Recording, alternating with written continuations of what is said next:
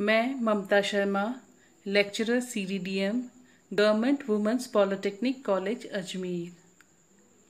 मेरा सब्जेक्ट है drafting and garment construction 3, जिसका सब्जेक्ट कोड है CD 308, यूनिट नंबर 1। और मेरा आज का टॉपिक है how to take body measurement for gents.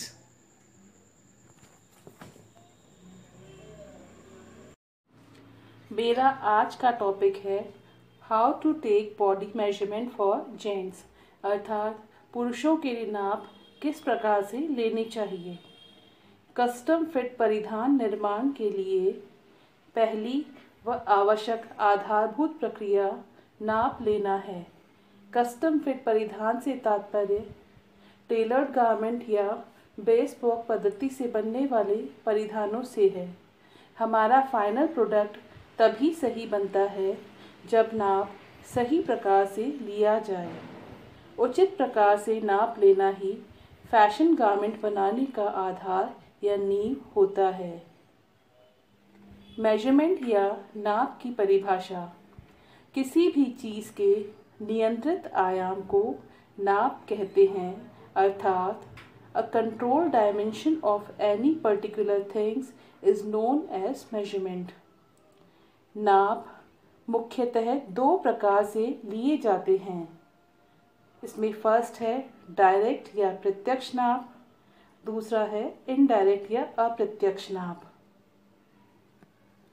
प्रत्येक प्रकार के नाप के लिए विशेष तरीका अपनाया जाता है और प्रत्येक सिस्टम की कुछ अपनी विशेषताएं तथा सीमाएं होती है।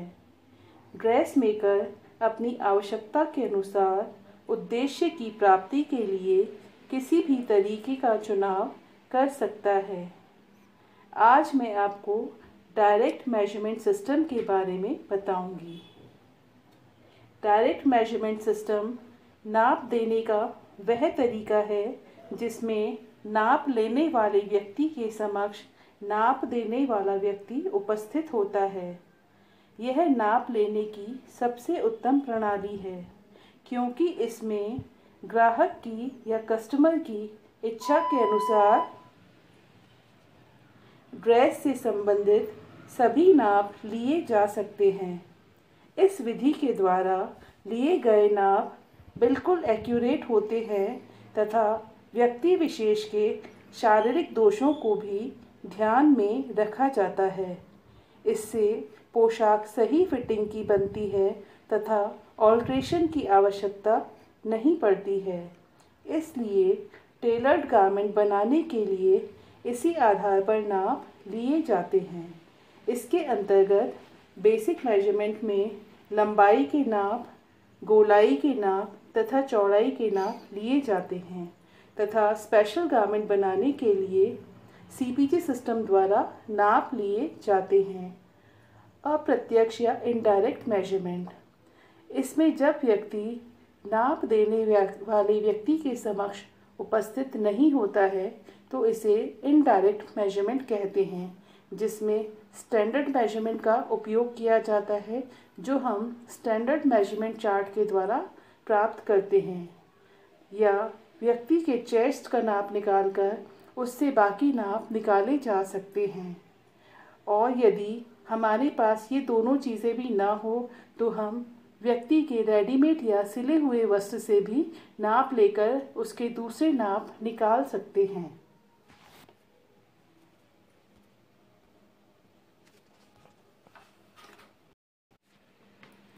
डायरेक्ट मेजरिंग सिस्टम सर्वाधिक विश्वसनीय परिणाम प्राप्त करने के लिए काम में लिया जाता है। इसके अंतर्गत जिस व्यक्ति का नाप लेना होता है उसे सीधा खड़ा रखकर डायरेक्ट मेजरिंग सिस्टम के अंतर्गत हमें जहाँ जहाँ नाप लेने होते हैं वो पॉइंट हमने यहाँ पे मार्क किए हुए हैं। जैसे सबसे पहले अपर गारमेंट बनाने के लिए हमें चेस्ट का नाप लेना होता है, जो यहाँ पे वाइडेस्ट पार्ट है चेस्ट का, वहाँ से लिया जाता है। यानी अपर बॉडी का जो सबसे चौड़ा भाग है वहाँ से हमें चेस्ट का नाप लेना होता है। इसी प्रकार लोअर गारमेंट के लिए या कुछ अपर गारमेंट्स के लिए हमें जो नीचे का यानी वेस्ट लाइन से नीचे का जो सबसे चौड़ा भाग है वहाँ से सीट का नाप लिया जाता है। इसके बाद ये जो सी वाली लाइन है ये हमारा सर्कमफ्रेंस का मेजरमेंट है, जो नेचुरल वेस्ट के लिए लिया जाता है। वेस्ट का नाप अपर गारमेंट के लिए लिया जाता है ताकि वेस्ट लाइन पर शेप आ सके। और यह मेजरमेंट जो हमारी नाभि होती है, नाभि से 4 सेंटीमीटर ऊपर लिया जाता है।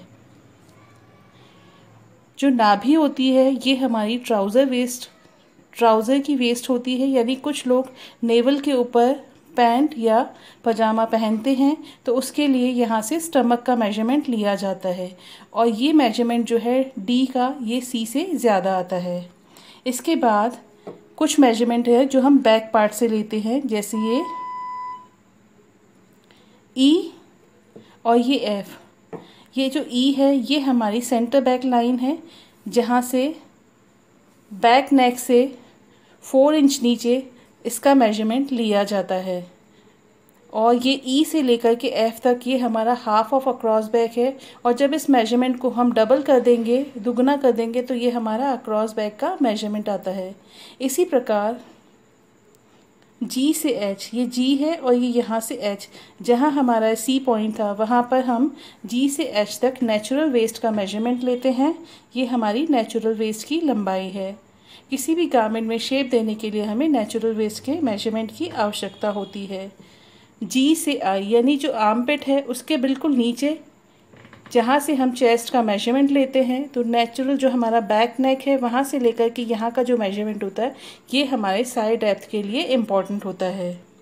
इसके बाद ये जो जे है यानी जहाँ हमारी कॉलर बोन होती है, नेक पॉइंट से लेकर के यानी नेक शोल्डर पॉइंट है, यहाँ से लेकर के कॉलर बोन के अराउंड हमने ये वाला नाप लिया है। इसके लिए इंच टेप के अंदर जो भी हम सर्कमफ्रेंस मेजरमेंट लेते हैं उसमें इंच टेप को बिल्कुल फिक्स नहीं पकड़ना चाहिए। उसमें 1 फिंगर या 2 फिंगर जितना गैप होना ज़रूरी है, नहीं तो वो पहनने में टाइट हो जाएगा। अगर एग्जैक्ट उतना ही नाप लिया जाएगा तो वो पहनने में टाइट हो जाएगा। और ये जो कॉलर का नाप, ये जो नेक का नाप है, ये कॉलर बनाने के लिए सबसे ज़्यादा आवश्यक होता है। अगर हमें किसी भी प्रकार की कॉलर बनानी है तो उसे हमें नेक का नाप लेना आवश्यक है।